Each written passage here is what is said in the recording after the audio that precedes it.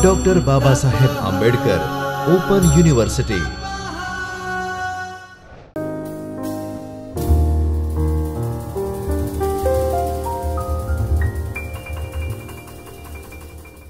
नमस्कार विद्यार्थी मित्रों, हूँ डॉक्टर परेश चौहान आप सौ विद्यार्थी मित्रों doctor Baba Saheb Ambedkar open university चैतन्य स्टूडियो में आप सौ विद्यार्थीओं स्वागत करूँ छूँ। आज आपणे प्रथम वर्ष BA समाजशास्त्र पाठ्यक्रम 2 भारत में समाज एना एकम नंबर 7 आधुनिक समाजों में राज्य ए विषे चर्चा करीशुं। विद्यार्थी मित्रों, आधुनिक समाजनी राजकीय व्यवस्था खूब ज जटिल है। आ व्यवस्थानु सरल वर्णन करवामां समाज अने राज्यतंत्रना विशाळ मुद्दाओ आवरी लेवा पड़े। आ एकम आधुनिक समाज अने समाजनी राजकीय व्यवस्थानु वर्णन करे छे। राजकीय व्यवस्था थोड़ा महत्वना तत्वों समावेश करे छे। राजकीय व्यवस्थाना आ तत्वों समझावा माटे आ एकम राजकीय व्यवस्थानी विचारसरणी, माळखुं अने कार्य, राजकीय प्रक्रियाओं अने कायदेसरताना आधारोने सारी रीते रजू करे छे। राजकीय व्यवस्थाना माळखानी चर्चा करता एकम एना विविध स्वरूपों समझावे छे, जेवा के परंपरागत अल्प जनसत्ताक, आधुनिक अल्प जनसत्ताक, आपनार लोकशाहीओ अने राजकीय लोकशाहीओ। राजकीय व्यवस्थाना कार्यनी चर्चानी मुख्य बाबतों राजकीय सामाजिकरण अने भर्ती, हित कौशल्य, संस्थाकीय हित समूहों, मंडलकीय हित समूहों, बिन मंडलकीय हित समूहों, एनोमिक हित समूहों, हितज भाव, राजकीय अभिव्यक्ति अने सरकारनु कार्य छे। एकम में परंपरागत सत्ता, विभूतिमान सत्ता, कानूनी बौद्धिक सत्ता अने आधुनिक राजकीय व्यवस्थानी कायदेसरतानो पण समावेश थाय छे। अंते एकम में आधुनिकीकरणना सामाजिक चिन्हों अने राजकीय व्यवस्थाना तत्वोने संक्षिप्त में रजू करे छे। विद्यार्थी मित्रों, हवे आपणे आधुनिक समाजों मॉडर्न सोसायटीज विषे जोईशुं। विद्यार्थी मित्रों, अहीं हूँ आपने आधुनिक समाजोनी राजकीय व्यवस्था अने राजकीय प्रक्रियानो परिचय कराववानुं इच्छुं छुं।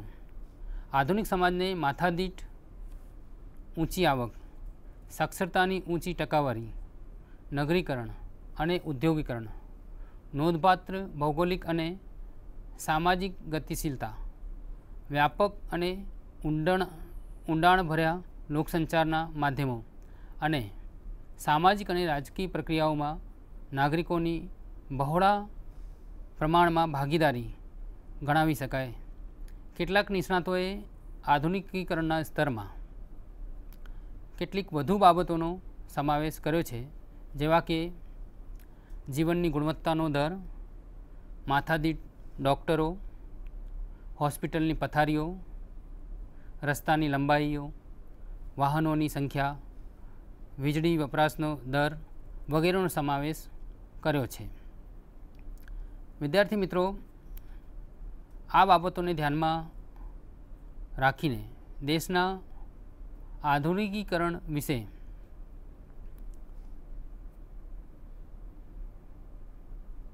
नक्की करी शकाय छे। आ बाबतोनो उपयोग करीने आधुनिकताना स्केल मापननी यादी क्रमानुसार नक्की करी शकाय अने कही शकाय कि कयो देश वधु आधुनिक छे।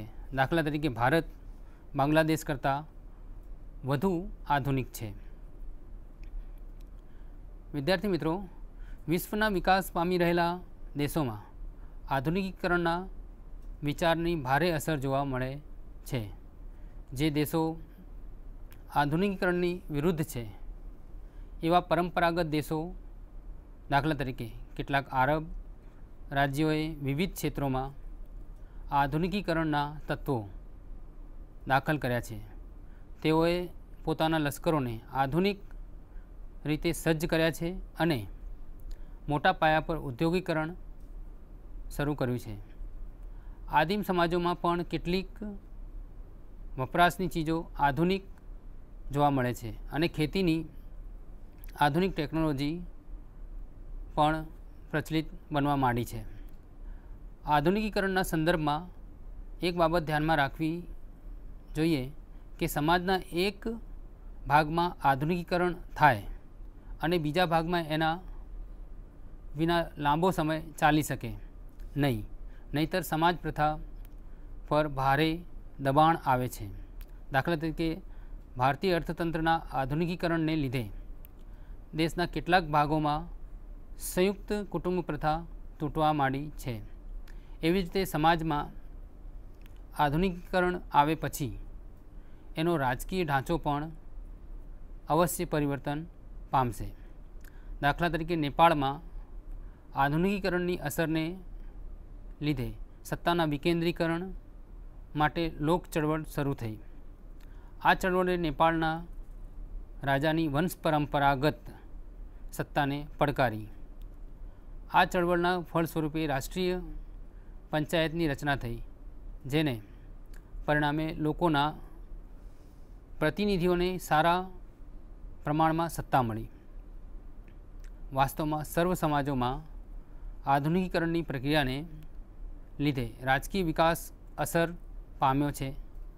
રાજ્ય આધુનિકીકરણની અસર જોઈ શક્યું છે અને આંતરિક અને બાહ્ય સ્તરે રાજ્ય સંચાલનમાં એ ઉપયોગી સાધન બન્યું છે. બીજો મુદ્દો છે વિદ્યાર્થી મિત્રો આધુનિક સમાજોમાં રાજકીય પ્રથા, જેને અંગ્રેજીમાં કહેવાય political system in modern societies. તો આ બાબતે જોઈએ વિદ્યાર્થી મિત્રો, રાજ્ય દ્વારા જ પરંપરાગત રીતે રાજકારણનો અભ્યાસ થતો હતો. આ અર્થમાં રાજકારણ એટલે રાજ્યને કેન્દ્રમાં રાખીને થતી પ્રવૃત્તિઓનો સંકુલ. મેક્સ વેબરના મતે રાજ્ય એક માનવ સમુદાય છે જે સફળતાપૂર્વક દાવો કરે છે કે એ ચોક્કસ પ્રદેશમાં શારીરિક બળના ઉપયોગની કાયદેસરતાની ઇજારાશાહી ધરાવે છે. અર્થાત રાજકારણ એટલે સત્તા પ્રાપ્તિ માટેની મથામણ અથવા રાજ્યમાં પેટા રાજ્યો કે સમૂહોની સત્તાની વહેંચણીને અસર પહોંચાડવી. જોકે જે રાજ્ય વિહોણા છે અથવા ક્રાંતિ દ્વારા સત્તા પ્રાપ્ત કરે છે અને પોતાની ક્રિયા અને સ્થાનની કાયદેસરતા માટે મથે છે, એવા સમાજોની રાજકીય પ્રક્રિયા માટે આ વ્યાખ્યા પૂરતી નથી. એટલે માટે રાજકીય લેખકો રાજકારણનો વ્યાપક શબ્દ વાપરવાને બદલે વિવિધ એજન્સીઓ અને એના સંબંધોનો અભ્યાસ કરવા માટે રાજ્યને બદલે રાજકીય તંત્ર પ્રથા વ્યવસ્થાનો ઉપયોગ કરે છે. આ સંદર્ભમાં રાજકીય વ્યવસ્થા સમગ્ર સામાન્ય સામાજિક વ્યવસ્થાનો પેટા વિભાગ છે. સમાજની અન્ય પેટા પ્રથાઓ કરતાં રાજ્ય વ્યવસ્થાને નાગરિકો અને સંગઠનો પરના દબાણવાળી સત્તાની ઇજારાશાહી કહી શકાય. એટલે રાજકીય વ્યવસ્થા નાગરિકના સામાન્ય હિતમાં અમુક પ્રકારના વર્તન માટે દબાણ કરી શકે. આવા પ્રકારના દબાણ માટે કોઈ વાર પ્રશ્ન કરી શકાય કે એ કાયદેસર છે કે નહીં. સમગ્ર સમાજ પર વ્યક્તિ કે સમૂહ દબાણભરી સત્તા ધરાવે અને રાજ્યને સત્તાની ઇજારાશાહી હોય એ બાબત વિવાદાસ્પદ રહી છે અને રાજ્યની બે મર્યાદા સત્તાના ઉપયોગ સામે ઐચ્છિક સંસ્થાઓ પડકાર ફેંકે છે. વિદ્યાર્થી મિત્રો, આ અર્થમાં રાજ્ય વ્યવસ્થા એવી વ્યવસ્થા છે જેને રચના, કાર્ય અને વ્યવહાર જે સ્વતંત્ર સમાજ વ્યવસ્થા વ્યક્તિઓ અને સમૂહો પરના નિયંત્રણો માટે હોય છે અને જુદી જુદી રાજકીય વ્યવસ્થા વચ્ચેના વ્યવહારને પણ નિયંત્રિત કરે છે. આધુનિક રાજકીય વ્યવસ્થા વિભિન્નતાનું ઊંચું પ્રમાણ, સ્પષ્ટતા અને સરકારી કે બિનસરકારી રચનાઓના કાર્યોની ચોક્કસતા ધરાવે છે. આધુનિક રાજકીય વ્યવસ્થામાં પ્રત્યેક પેટા પ્રથા એની નિર્ધારિત ભૂમિકા ભજવે છે અને પારસ્પરિક નિયંત્રિત તંત્ર તરીકે કાર્ય કરે છે. વિવિધ સમાજોમાં આધુનિકીકરણનું સ્તર ભિન્ન હોય છે, જે આ રાજ્યોના રાજકીય વિકાસમાં પણ પ્રતિબિંબિત થાય છે. વિદ્યાર્થી મિત્રો, આપણે આધુનિક સમાજની કેટલીક ખાસિયતોની ચર્ચા કરી અને એની રાજકીય વ્યવસ્થાની લાક્ષણિકતા પણ તપાસી છે. હું આશા રાખું છું કે આધુનિક સમાજ અને રાજ્ય વ્યવસ્થાના આ વિભાગને તમે વાંચ્યો છે અને સમજ્યા છો. વિદ્યાર્થી મિત્રો, હવે આપણે ત્રીજો મુદ્દો જોઈએ, રાજકીય પ્રથાના તત્વો, જેને અંગ્રેજીમાં elements of a political system એમ કહેવાય. તો આ વિશે જોઈએ. આધુનિક સમાજની રાજકીય વ્યવસ્થા વિચારસરણી, રચના, કાર્ય, પ્રક્રિયા અને કાયદેસરતા એટલે કે માન્યતાના આધારે મુખ્યત્વે વર્ણવી શકાય. વિદ્યાર્થી મિત્રો, હવે આપણે પહેલો મુદ્દો વિચારસરણી, આઈડિયોલોજી વિશે જોઈએ. તો વિચારસરણી માન્યતા અને પ્રતીકોની ગ્રથિત પ્રથા છે, જે એના અનુયાયીઓને બૌદ્ધિક અને વિષયલક્ષી અર્થથી પર રહીને અસર કરે છે. એનામાં પોતાના અનુયાયીઓની લાગણીઓ જગાડવાની તાકાત છે. એના અનુયાયીઓ એને શ્રદ્ધાપૂર્વક અપનાવે છે.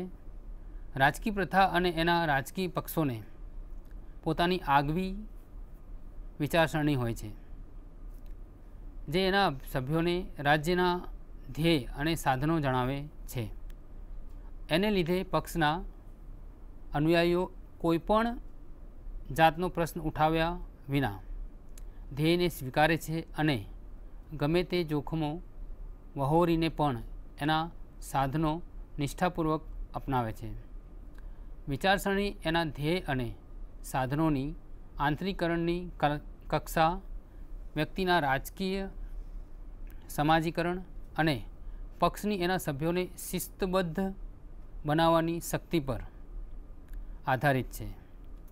અર્થાત વિચારસરણી કેટલી કક્ષાએ સમજાય છે એનો આધાર વ્યક્તિ પર છે અને એ ભિન્ન રહેવાનો સંભવ છે.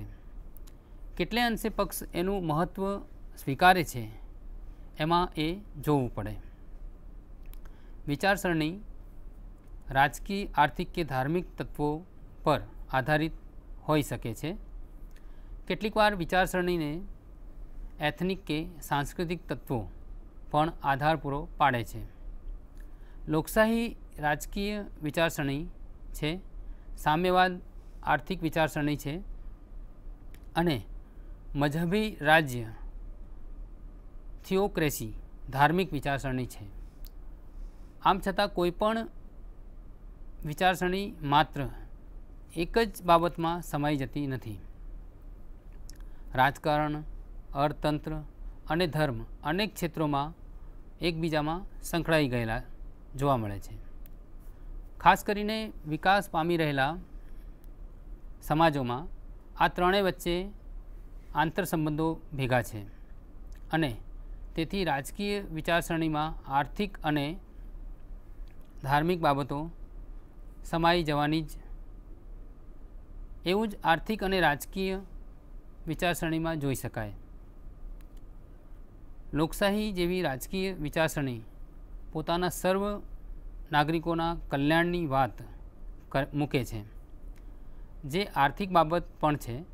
એવી જ રીતે અનેક ધર્મ સમુદાયો ધરાવતા સમાજમાં એ બિન સાંપ્રદાયિકતાની રજૂઆત કરે છે.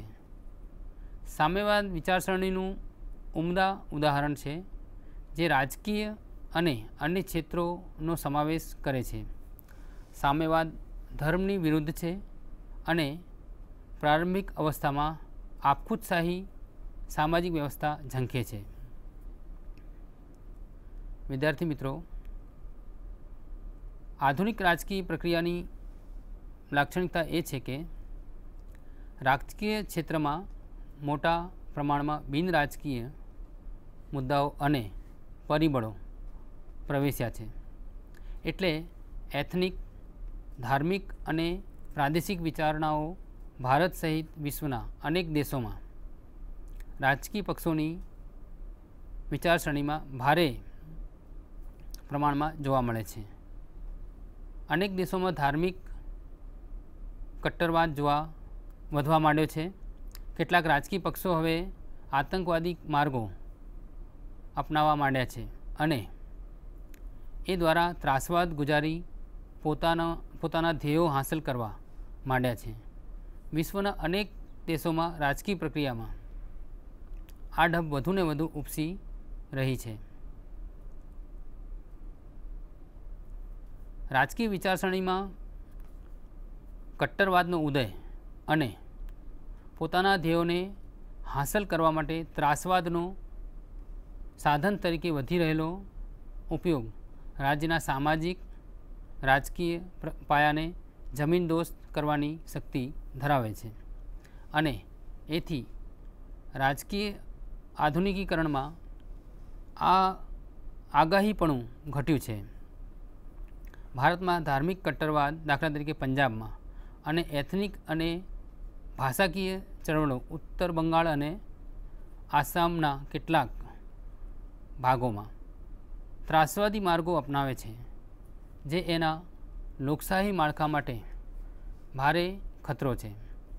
પ્રભાવી એથનિક સમૂહોના રાજકીય અગ્રવાદીઓને પોતાની રાજકીય મહેચ્છાઓ માટે એથનિક વિચારસરણી અનુકૂળ આવી ગઈ છે. હવે ચોથો મુદ્દો જોઈએ મિત્રો, રચના અને અલ્પજન સત્તા, જેને અંગ્રેજીમાં સ્ટ્રક્ચર એન્ડ ઓલિગાર્કી કહેવાય.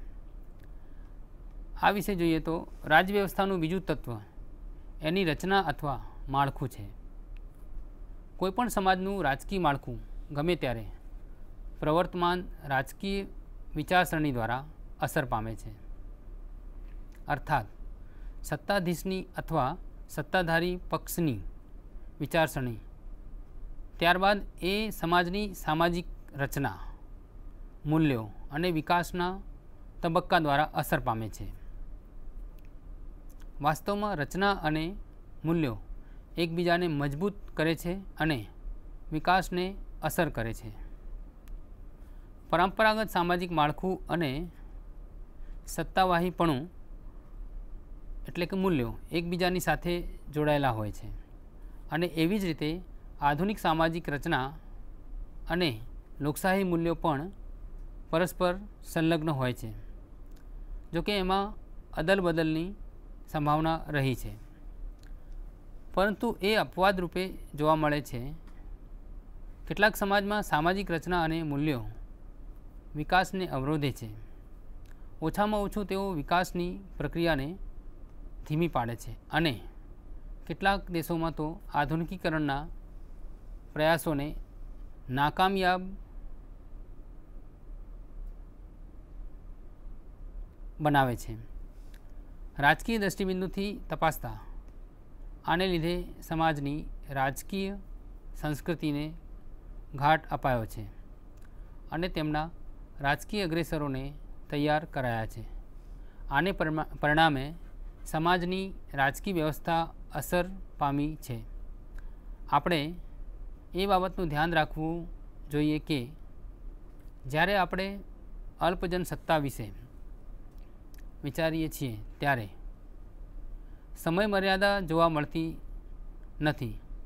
નાનકડા સત્તા જૂથ ધરાવતી અલ્પજન સત્તા અમર્યાદ સમય સુધી ચાલુ રહી શકે છે.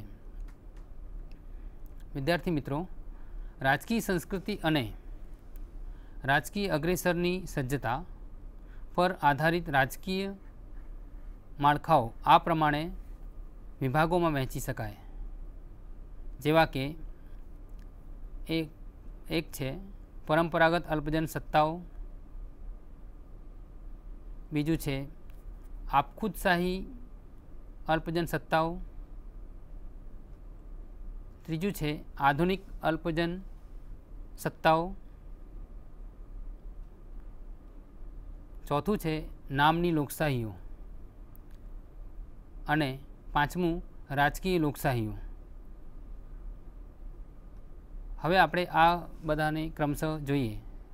પહેલી પરંપરાગત અલ્પજન સત્તાઓ, એના વિશે એને અંગ્રેજીમાં ટ્રેડિશનલ ઓલિગાર્કીઝ કહેવાય છે.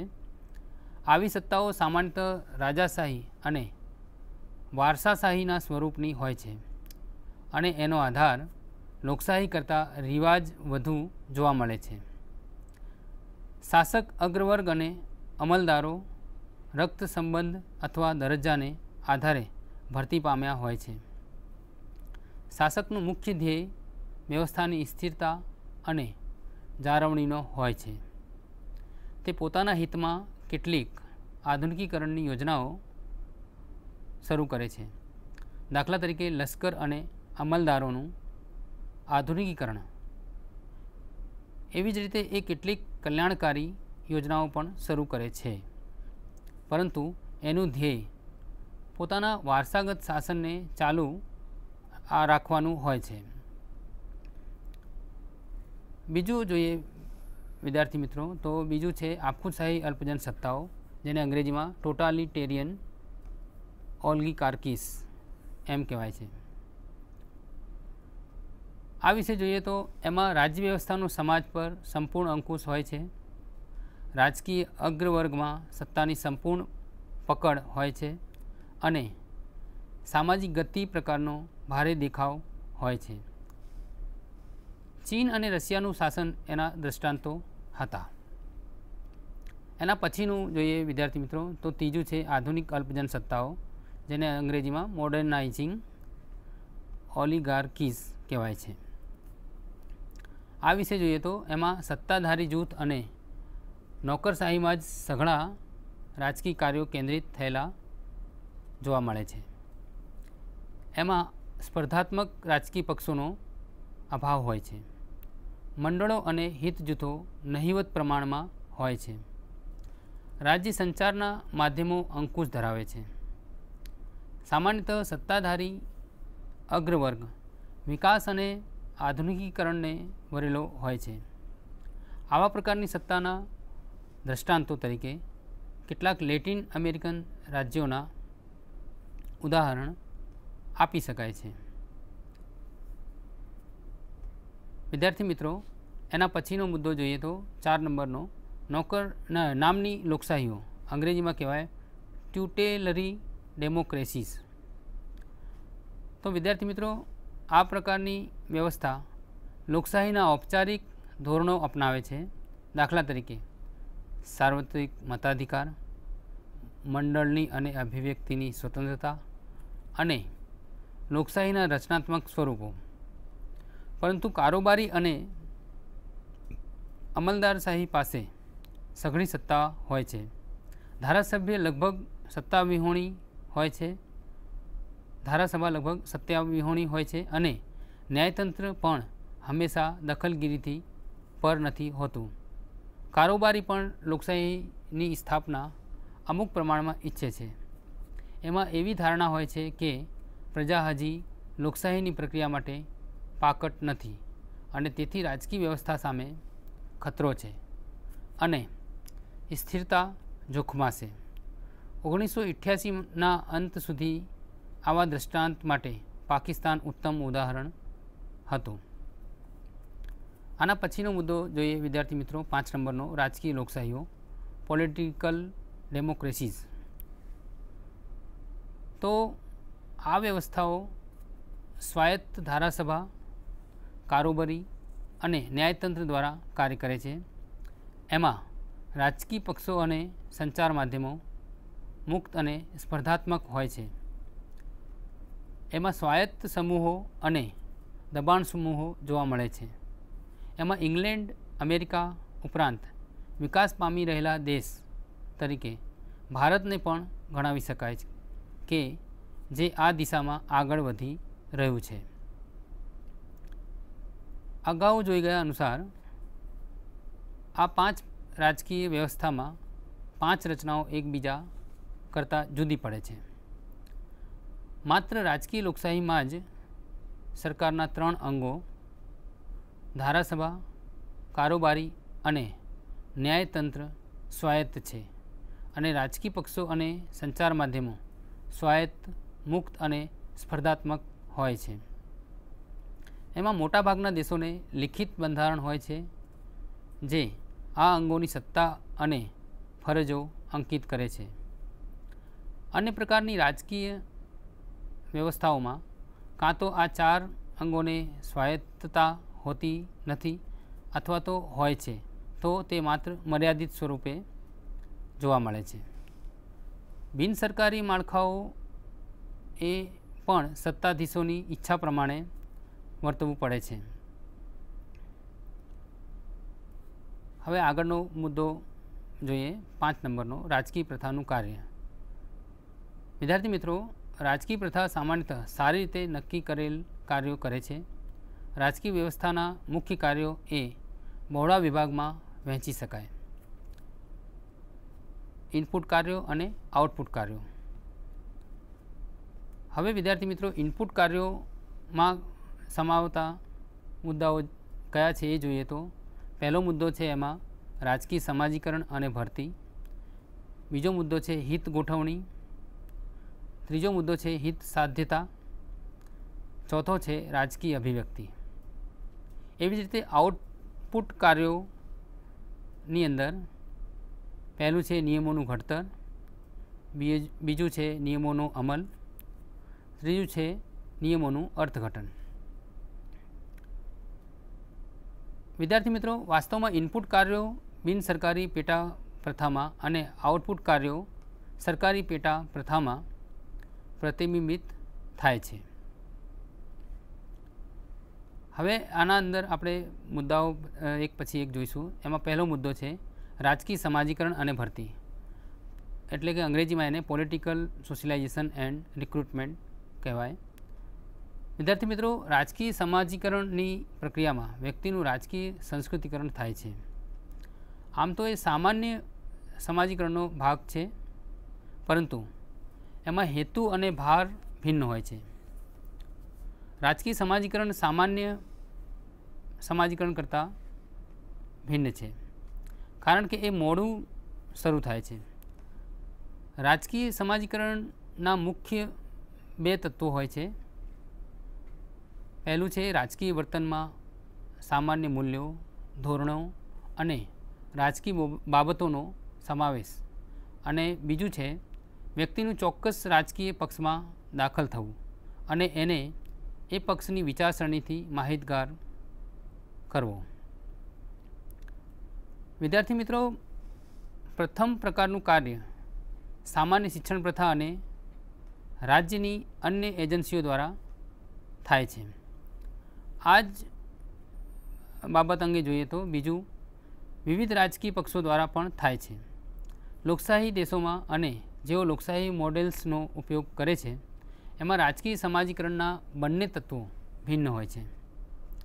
પહેલાંનું ધ્યેય વ્યક્તિએ શું કરવું અને ન કરવું એની સામાન્ય સમજ વિશે હોય છે, જ્યારે બીજો રાજકીય પક્ષ અલગ હોય છે અને તેમના ધ્યેય અને સાધનો પણ જુદા હોય છે. અલ્પજન સત્તાઓમાં સમાજીકરણની એજન્સીઓ મહદઅંશે સમાન હોય છે. રાજકીય અગ્રેસરો લોકોનું રાજકીય સમાજીકરણ એવી રીતે કરશે કે જેથી તેમના પર એમની સત્તા અને અસર વધુ અસરકારક બને. સત્તાધીશોનું આ વલણ તેઓના હિતમાં હોય છે. આ અંગેનો પ્રસ્તુત સિદ્ધાંત એ છે કે સત્તાધારી અગ્રેસરો પર વધુ પ્રકાશ પાડવામાં આવશે. વિદ્યાર્થી મિત્રો, રાજકીય સમાજીકરણનું બીજું પાસું એવું છે જેમાં બિન રાજકીય પેટા પ્રથામાં સામાજિકરણ થાય છે, જે રાજકારણમાં વારંવાર પ્રવેશે છે. આમાં એથનિક, ધાર્મિક, ભાષાકીય અને અન્ય ચોક્કસ મંડળો અને સંગઠનોનો સમાવેશ થાય છે, જે સભ્યોની આંતરિક લાગણીઓને સ્પર્શે છે અને જેઓ રાજકારણમાં પ્રવેશે અથવા એ માટે પ્રયત્ન કરે છે, જેથી તેઓની વિચારસરણીનો અમલ થઈ શકે છે. વાસ્તવમાં તેઓ સમાજમાં સરળ રાજકીય વિકાસ માટે ખતરો છે. આમ છતાં વિશ્વભરમાં આવા લોકોનું મહત્ત્વ વધ્યું હોવાથી તેઓને એક બળ તરીકે સ્વીકારવું જ રહ્યું. આવું વિકસતા દેશોમાં વધારે પ્રમાણમાં બની રહ્યું છે, કારણ કે કુશળ રાજકારણીઓ તેઓનો ઉપયોગ જનતાની સહાનુભૂતિ પ્રાપ્ત કરવા માટે વાપરે છે. વિદ્યાર્થી મિત્રો, રાજકીય ભરતી એટલે રાજકીય ક્ષેત્રમાં અને રાજકીય ભૂમિકાઓમાં ભરતી કરવાની પ્રક્રિયા.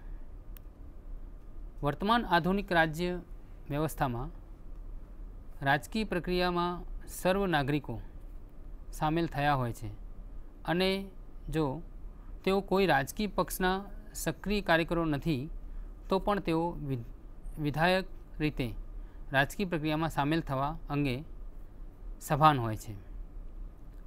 અલ્પજન સત્તાવાળી રાજકીય વ્યવસ્થામાં ચૂંટણી માત્ર વિધિ બની જાય છે. આમ છતાં નાગરિકોને ચૂંટણીમાં એના બધા પરિણામો જાણતા હોવા છતાં ભાગ લેવો પડે છે.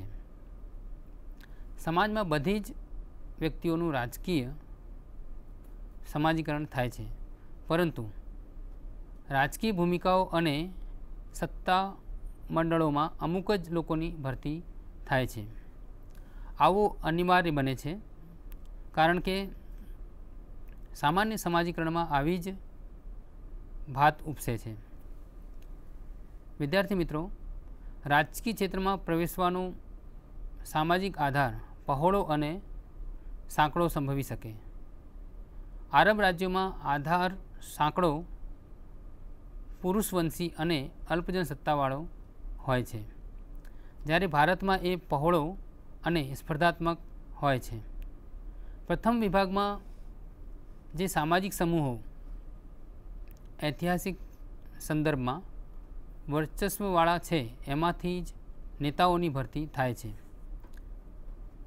ઉદાહરણ તરીકે શ્રીમંતો, ધનાઢ્ય, સામંતશાહી કુટુંબો, કોમ કે વર્ગો વગેરે.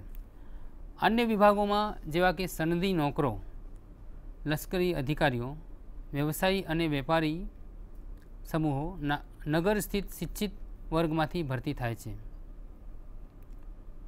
પુરુષવંશી સમાજોમાં વ્યવસાયીઓ અને વેપારી, બુદ્ધિજીવીઓ અને અન્ય આધુનિક સમૂહો મુખ્યત્વે બહુ ભાગ લેતા નથી, પરંતુ આવા લોકોમાં સતત વૃદ્ધિ થતી હોય છે અને જેને પરિણામે આધુનિકીકરણ થતું હોય છે. તેથી રાજકીય મેદાનમાં તેઓ સ્પર્ધકો તરીકે અવશ્ય પ્રવેશશે. સામાજિક પરિવર્તનને લીધે આવા સમૂહો પરંપરાગત તત્વોને સાફ કરી નાખીને આગળ આવશે જ. રાજકીય ક્ષેત્રે બહોળો ફલક ધરાવતા સમાજોની લાક્ષણિકતા છે સ્પર્ધા, પરંતુ એક ખાસ કરીને નગરીય શિક્ષિત મધ્યમ વર્ગના લોકો જેઓ ચોક્કસ રાજકારણના વિસ્તારમાં ખેંચાય છે એમાં વધારો થયા કરશે. આવા જ લોકોને રાજકીય પક્ષો ભરતી કરશે. સામાજિક ગતિશીલતા સ્પર્ધાની ખાસિયત છે અને વિદ્યાર્થી મિત્રો, જે સામાજિક પરિવર્તનનો ભાગ છે એ સમતુલાને ઊંધી પાડી દેશે, જેથી રાજકારણમાં મધ્યમ વર્ગ સિવાયના લોકો પ્રવેશી શકે. આના પછીનો બીજો મુદ્દો છે હિત કૌશલ્ય, ઇન્ટરેસ્ટ આર્ટિક્યુલેશન. વિદ્યાર્થી મિત્રો, હિત સાચવણી એ રાજકીય વ્યવસ્થામાં પોતાના હિતની અભિવ્યક્તિ છે, જેથી સરકારનું ધ્યાન ખેંચી શકાય. સર્વ રાજકીય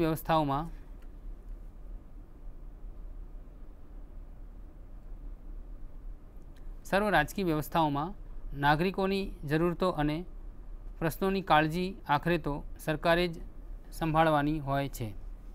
આધુનિક સમાજોમાં જટિલ અને પરસ્પરાવલંબી સ્વરૂપને લીધે એક નાના માનવીને સ્પર્શતી સાધારણ ઘટનાનો ઉકેલમાં અન્ય કોઈ એજન્સી દ્વારા ઉકેલ લાવવો પડે.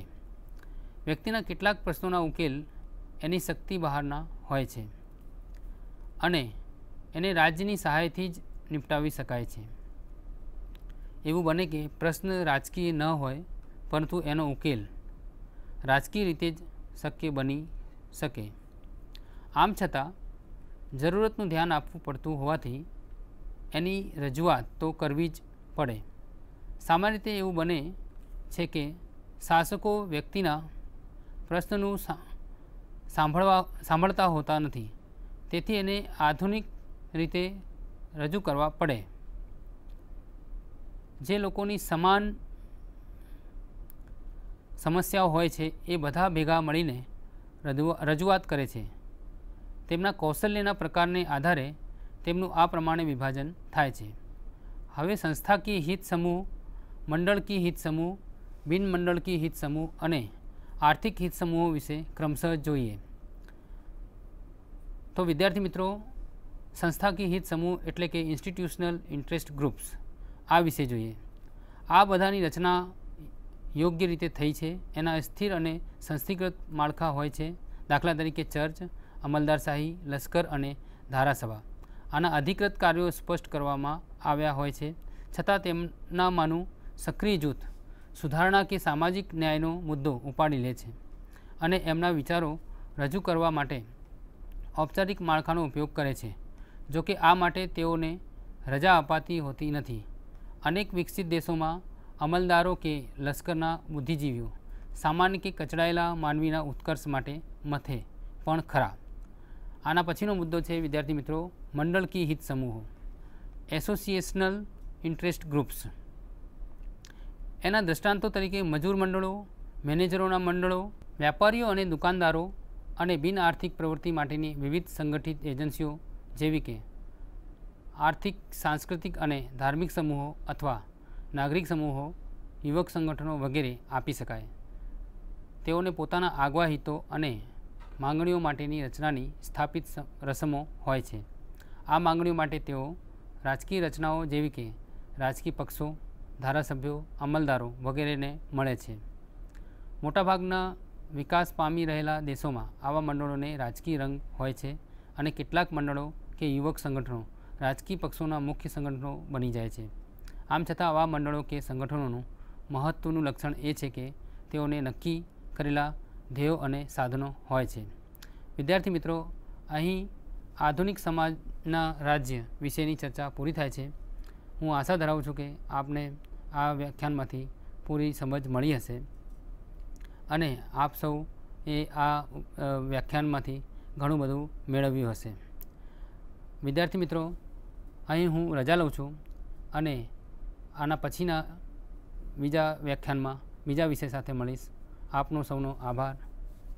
સ્વાધ્યાયઃ